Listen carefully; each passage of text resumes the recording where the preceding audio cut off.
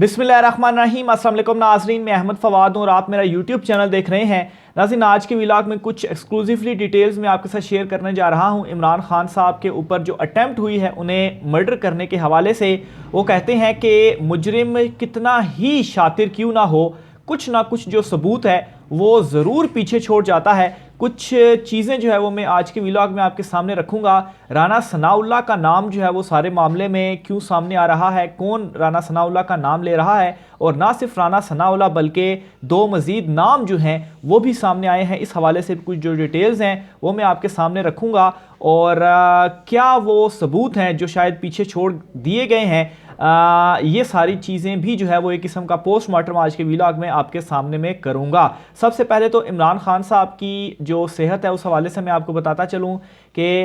इमरान खान साहब जब कल उन्हें हॉस्पिटल ले जाया भी गया तो वहाँ पर भी उन्होंने ये अनाउंसमेंट की कि आज से जो उनका लॉन्ग मार्च है वो दोबारा से शुरू होगा उसी रूटीन से, और 11 बजे का उन्होंने कहा था कि डेली चूँकि वो 11 बजे अपना लॉन्ग मार्च शुरू करते थे और लेकर आगे जाते थे और फिर उसके बाद शाम को रोक देते थे, तो आज का भी उन्होंने कहा था कि वो बेशक ज़ख्मी है लेकिन वो करेंगे, लेकिन चूँकि उनका ट्रीटमेंट हुआ और जो है वो हॉस्पिटल में थे तो अभी तक शुरू नहीं हो सका। लेकिन इमरान खान साहब जो अपना लॉन्ग मार्च है वो ज़रूर करेंगे और वहीं से इमरान खान साहब अपना लॉन्ग मार्च शुरू करेंगे। ख़तरे से बिल्कुल बाहर हैं इमरान खान साहब। जो डॉक्टर्स हैं पाँव में उनकी गोली लगने के हवाले से जो है वो बताया गया, लेकिन इस वक्त इमरान खान साहब की जो सिचुएशन है वो बिल्कुल ख़तरे से बाहर है, और ये मेरे ख्याल से लाखों करोड़ों पाकिस्तानियों की जो है वो दुआएं ही हैं कि जिसकी वजह से इमरान खान साहब को अल्लाह ताला ने जो है वो आज इस अटैम्प्ट में इस जो है वो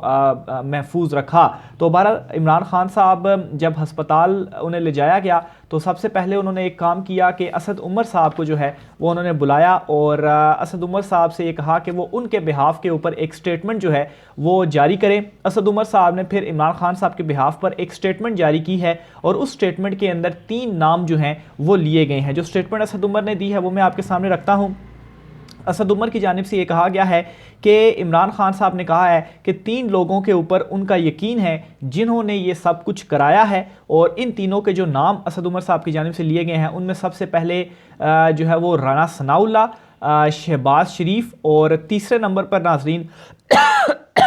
माफ़ कीजिएगा मेजर जनरल फैसल जो हैं इनका नाम लिया गया। तो ये 3 नाम हैं जो इमरान खान साहब की जानिब से बताए गए हैं असद उमर को, और असद उमर ने बाकायदा तौर पर जो स्टेटमेंट है वो जारी की है, और अपनी उस स्टेटमेंट में वो मज़ीद ये भी कहते हैं कि इमरान खान साहब ने ये कहा है कि मेरे पास पहले से कुछ मालूमात थी और उस मालूमात की बुनियाद के ऊपर ही ये जो नाम है वो मैं आपको बता रहा हूँ। और साथ ही उन्होंने ये मुतालबा भी किया कि फौरी तौर पर इन तीनों को अपने ओहदे से हटाया जाए वरना मुल्क गिर जो एहतजाज है वो होगा। इमरान खान साहब ने पैगाम भी दे दिया अपने स्टेटमेंट में और अपना जो मुतालबा है वो भी उन्होंने दे दिया, और असद उमर ने जो है वो बाकायदा तौर पर इस स्टेटमेंट को रिकॉर्ड करवाकर जो रिलीज़ है वो किया है। अब मैं आता हूं नाजरीन, जो मैं आपसे शुरू में मैंने जिक्र किया कि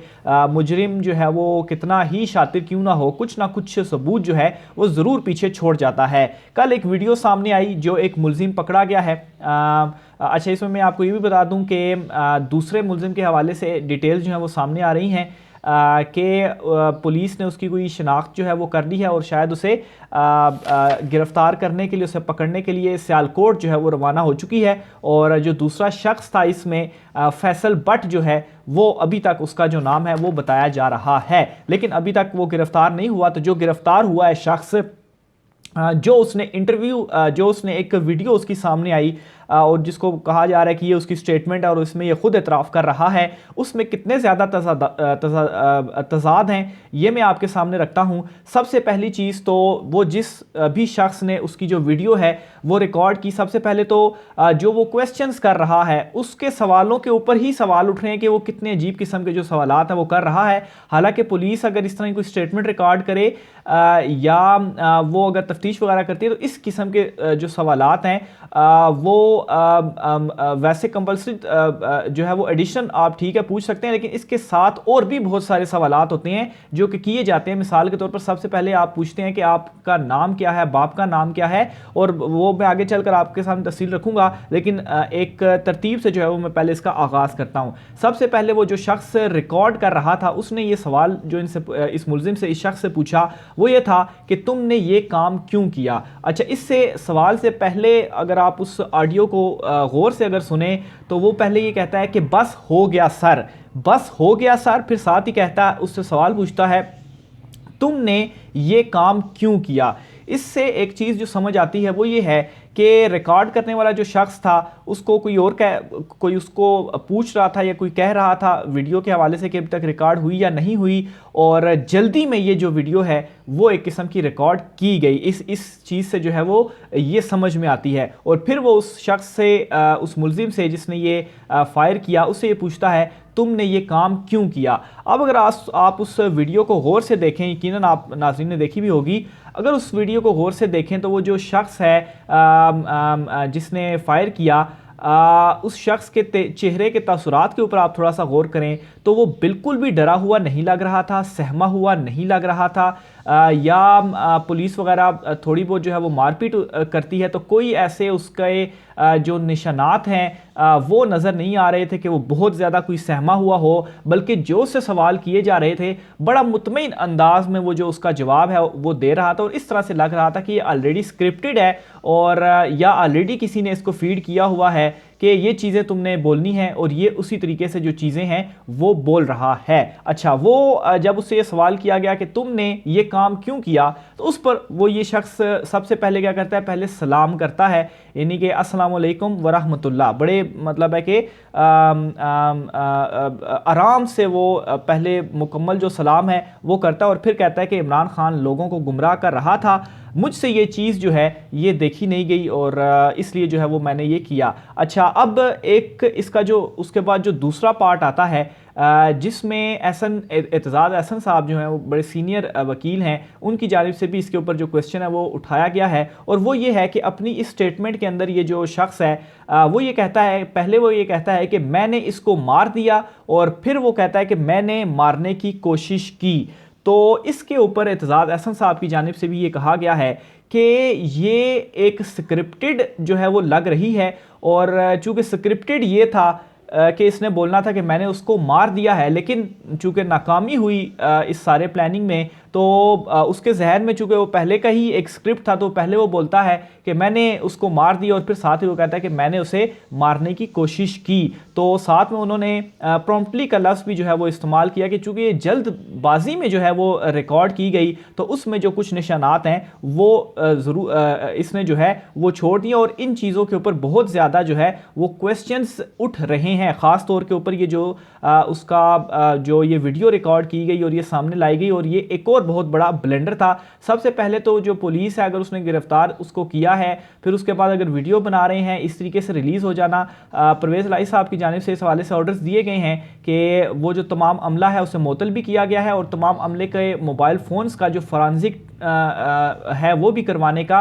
जो ऑर्डर है वो दिया गया है, और उनको भी जो है वो सारे मामले से हटा दिया गया। वो अब तफ्तीश नहीं करेंगे। बहरहाल तहकीकात उनके हवाले से भी इंक्वायरी जो है वो होगी, उनकी फ़ोन्स की होगी कि वो वीडियो किसने रिकॉर्ड की, अगर किसी कहने के ऊपर किया वो भी आ जाएगा, और फिर अगर आगे किस तरीके से वो वायरल हुई वो भी जो है वो सामने आ जाएगी। और एतजाज़ एहसन ने ये भी एक चीज़ कही है कि जिस तरीके से ये जो शख्स है ये बोल रहा है, या ये जो बंदा है इसे पढ़ा लिखा कर जिस तरीके से भेजा गया है, तो इससे एक और चीज़ ये भी जाहिर होती है कि इसके पीछे कोई ऐसा शख्स है जिसने इसको ये कहा है कि मैं तुम्हें प्रोटेक्ट करूँगा। अच्छा, मज़ीद जो है एक और इम्पॉर्टेंट, नेक्स्ट अगर मैं इस वीडियो में आगे चलता हूँ तो जो वो रिकॉर्ड करने वाला शख्स है वो एक और से सवाल पूछता है कि ये तुमने क्यों सोचा। मतलब वो ये कहता है कि मैंने बस ये लोगों को गुमराह कर रहा था, तो मैं से ये चीज़ देखी नहीं गई और मैंने ये कर दिया, और फिर उससे सवाल किया जाता है कि तुमने ये क्यों सोचा, जिस पर वो ये कहता है कि वो डेक शेक लगे हुए थे, अजान का टाइम था, और लेकिन इस सवाल के दौरान 2-3 जंप्स हैं जो कि मैं आपके सामने रखूंगा, और तज़ादात मज़ीद वाज़ेह होकर इसमें आते हैं। अच्छा, जब उससे ये पूछा गया उसमें ये कहता है जी कि अजान के वक्त डैग लगा, मुझे अच्छा नहीं लगा। और फिर उसको बीच में लुकमा भी देने की कोशिश की गई और उससे ये क्वेश्चन किया गया कि क्या अचानक ये फैसला तुमने किया, अचानक ये फैसला किया। फिर उस पर वो ये कहता है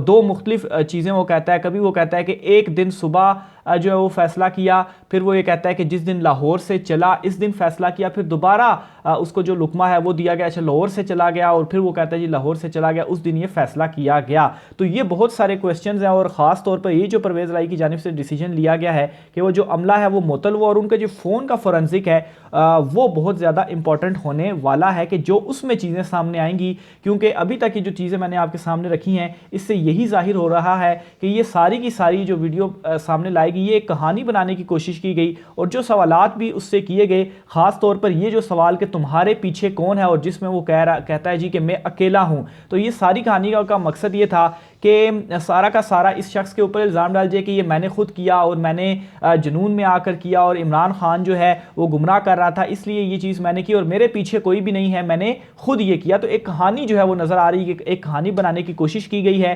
ताकि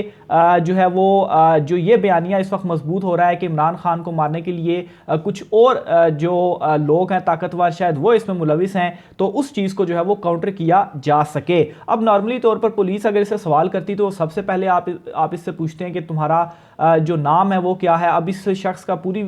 इस वीडियो के अंदर मालूम ही नहीं है इस बंदे का नाम क्या है, इसके बाप का नाम क्या है, कहाँ का ये रिहायशी है। ख़ास तौर पर जो वो पिस्तौल इसने जिससे गोली इसने चलाई वो पिस्तौल इसने कहाँ से ली, वो पिस्तौल इसको किसने दी, क्या इसके पास इतना और पिस्तौल के हवाले से ये भी कोई ट्वीट्स जो है वो सामने आ रही हैं कि 5 लाख रुपए का वो पिस्तौल था। तो अगर 5 लाख का वो पिस्तौल था तो क्या ये इतना इसके पास पैसा था कि इसने 5 लाख का ये पिस्तौल ले लिया। मतलब लगता तो नहीं है कि कोई इतना जो है वो पैसे वाला आदमी होगा और पैसे वाले आदमी खैर उनके पास बहरहाल क्या किसी और ने इसको पिस्तौल दिया, इसके साथ जो है वो मज़ीद कौन कौन से लोग। आखिर में एक सवाल आया कि गालबन